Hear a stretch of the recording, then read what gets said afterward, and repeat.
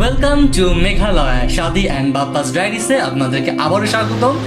আজকে আমরা আপনাদেরকে দেখাবো পাহাড়ের সৌন্দর্য কাকে বলে।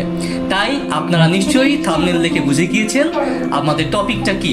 আর আমরা আজকে আপনাদের সামনে উপস্থাপন করব মেঘালয়ের সব থেকে সুন্দর 5টি টপ জায়গা। সো আর দেরি না করে চলুন ভিডিওটি শুরু করা যাক। এবং ভিডিওটি শুরু করার আগে আপনারা অবশ্যই লাইক, কমেন্ট এবং সাবস্ক্রাইব করবেন। ওয়াও, চলে এসেছি আমরা পাংচুরি ঝর্ণা। দেখুন, এখানে সুইমিং করা যায়। দুঃখের বিষয় আমরা কিছু আনিনি সুইমিং করার জন্য, কোনো কাপড় চোপড়। তো আমাদের ব্যাড লাক। Wow, nice. তো যারা আসবেন অবশ্যই পাংচুরি ঝর্ণার আসার আগে এটা আপনারা শিওর হয়ে নেবেন এবং অবশ্যই আপনারা এখানে গোসল করার জন্য কাপড় চোপড় নিয়ে আসবেন। মেবি বর্ষার সিজনে যখন অনেক পানি থাকে তখন হয়তো আপনারা সুইমিং করতে পারবেন না, প্রচুর পানির চাপ থাকবে, ঘোরা পানি থাকবে।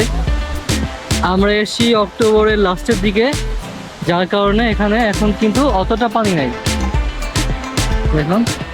তো আপনারা ইজিলি সুইমিং করতে, ওইদিকে দেখেন বোটিং করা যায়।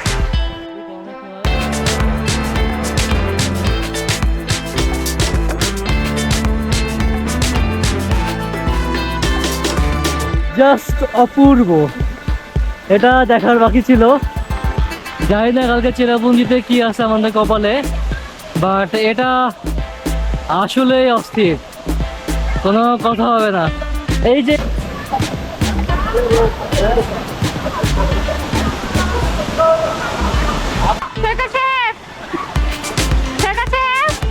কেমন লাগে?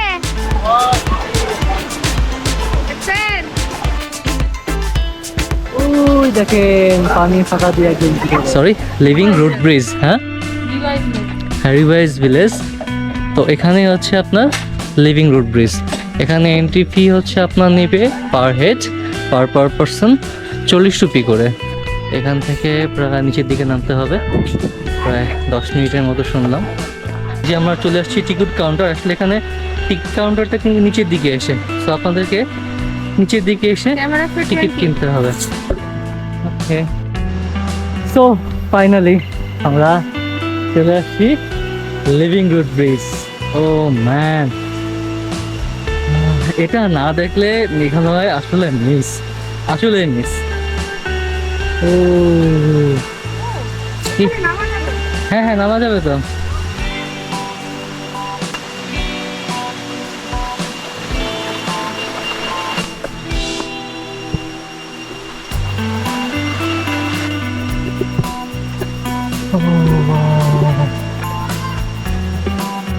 দুর্দান্ত,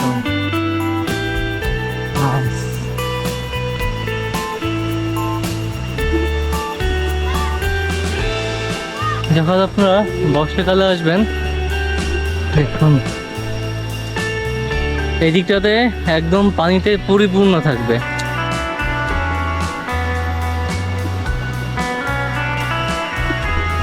দেখুন, এটা তো ম্যানমেড। হ্যাঁ, কি করে করলো এটা? এই যে এরাই যাতায়াত করার জন্য দুইটা গাছের শিকড় একসাথে করে। এই যে আমরা এখন দাঁড়িয়ে আছি পাথরের উপর। হ্যাঁ, ঠিক পাথরের উপরে। এই যে, আর হচ্ছে এই হচ্ছে আমাদের লিভিং রুট ব্রিজ। তো এখানে আসতে গেলে প্রায় কমপক্ষে 120 থেকে 140টা স্টেপ। ও আচ্ছা, 180 স্টেপস আপনাকে পার করে এখানে আসতে হবে। আর যেটা আসলে এই পরিবেশের ক্ষেত্রে খুব একটা কষ্টসাধ্য না, ব্যাপারই না। এই উপর দিকে উঠে গিয়েছে গাছ। এই ঘুরে করার জন্য যতই সময় হাতে কম থাকুক না কেন, প্রচন্ড গরমে যখন ক্লান্ত হয়ে যাবেন, সামনে এমন টলটলে জল দেখলে অবশ্যই হাত, মুখ এবং নিজের পাটা একটু ডুবিয়ে রাখবেন। তো আপনারা মাথায় রাখবেন, ওঠার সময় কিন্তু অনেক কষ্ট হবে। হ্যাঁ, কেউ ভারী ব্যাগ থাকলে রেখে চলে এসেছি। তো যেহেতু এখন উইন্টার সিজন, মানে আপনার বৃষ্টি নাই, সো আই থিঙ্ক আমরা আমাদের কপালে ফলস দেখা মিলবে না। সো দেখা যাক। তো যদি আপনারা এই যে দেখুন পুরো মেঘালয় ট্যুরের অন্যতম একটা ড্রিম থাকে কিন্তু এই সেভেন সিস্টার ফলস, যেটা চেরাপুঞ্জিতে অবস্থিত। আর কিন্তু যদিও আমরা অক্টোবর মাসে গিয়েছিলাম, তাই দেখতেই পাচ্ছেন আমরা বেশ কিছুটা হতাশ হয়েছিলাম ঝর্ণার পরিমাণ দেখে। যদিও ঝর্ণাটা ওই রকম পরিমাণ জাগ্রত ছিল না, ছিটে ফোঁটা মোটামুটি পানি পেয়েছিলাম, কিন্তু তারপরও পাহাড়ের যে বিশালতা এটা কিন্তু অবশ্যই ফিল করা যায়। আর এর আসল রূপ দেখতে গেলে আপনাদেরকে আসতে হবে বর্ষাকালে।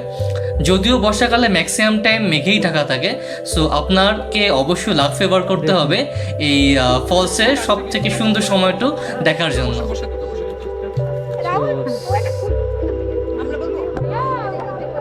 Guys, welcome to Mawsmai cave. তো আমরা মাউসামি কেভ চলে এসেছি। আমরা এখন তো এখান থেকে যে গেটে দেখতে পাচ্ছেন, এখান থেকে এন্ট্রি করব।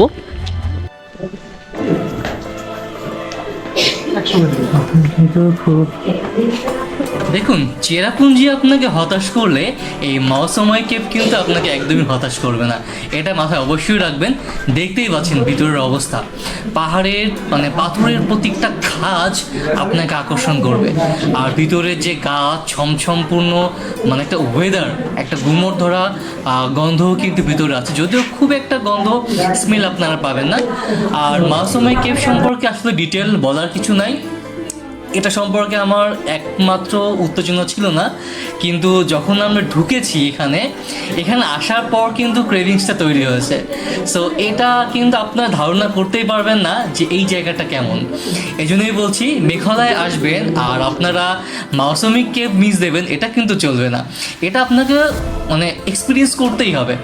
আর মাউসামি কেভ সম্পর্কে বেশি কিছু বলবো না, কারণ মাউসামি কেভ পুরোটা কেভ নিয়ে আমাদের একটা আলাদা সেপারেট ভিডিও আছে যেটা আপলোড করা আছে। আমি আই বাটনের লিঙ্ক দিয়ে দিব এবং আমাদের ডেসক্রিপশনে ভিডিও লিঙ্ক দেওয়া থাকবে, আপনারা ক্লিক করে অবশ্যই সেখান থেকে দেখে আসবেন।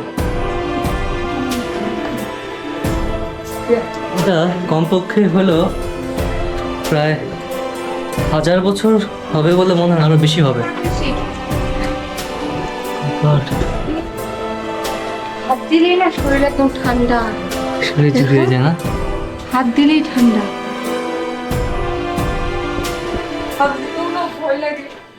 আসলে সবকিছু ক্যামেরায় ধরা পসিবল না, উপরওয়ালা আপনাকে চোখ দিয়েছে, আপনারা চোখ দিয়ে দেখুন।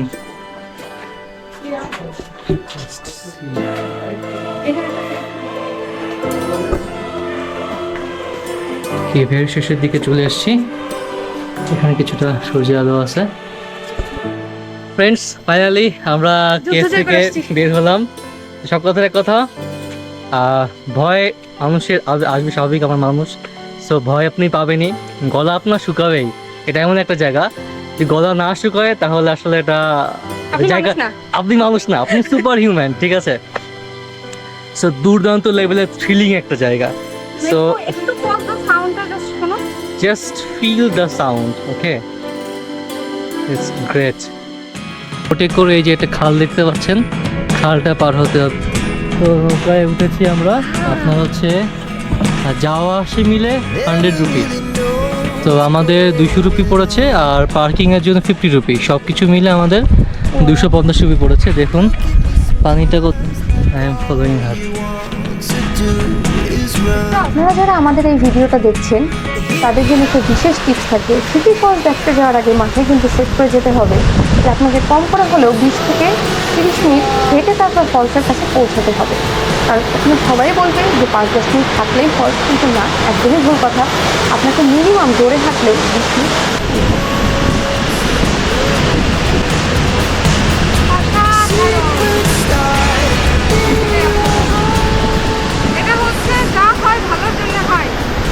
तो पहाड़ी में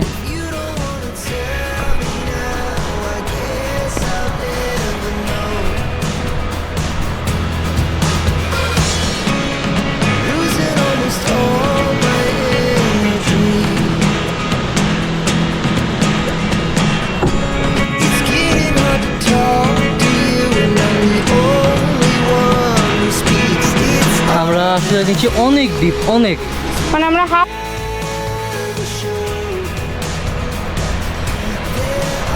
এই যে আমার বর সিঁড়ি ভেঙে ভেঙে পাথর ভেঙে আসছে, হাতে জলের বোতল। বিশাল যুদ্ধ জয় করে চলে আসছি, তবে একটা দুঃখের বিষয় যে আমার নিচে নামতে পারলাম না, ওটা আসলে অনেক ডিপ ছিল। আর যেহেতু আমার নাকে পলিপাস, আমি বেশিক্ষণ আমার দম নিতে কষ্ট হয়, অত খাড়াই ওঠাটা আমার পক্ষে কষ্টকর হয়েছে, যার কারণে আমি অর্ধেক নেমে আবার উঠে এসে পড়ছি। কিন্তু তারপরও চারিদিকের পরিবেশ আপনাকে একদম হতাশ করবে না, মানে এত সুন্দর। আমাদের পাশের দেশেই যে এত সুন্দর জায়গা থাকতে পারে, আসলে এটা কল্পনার অতীত।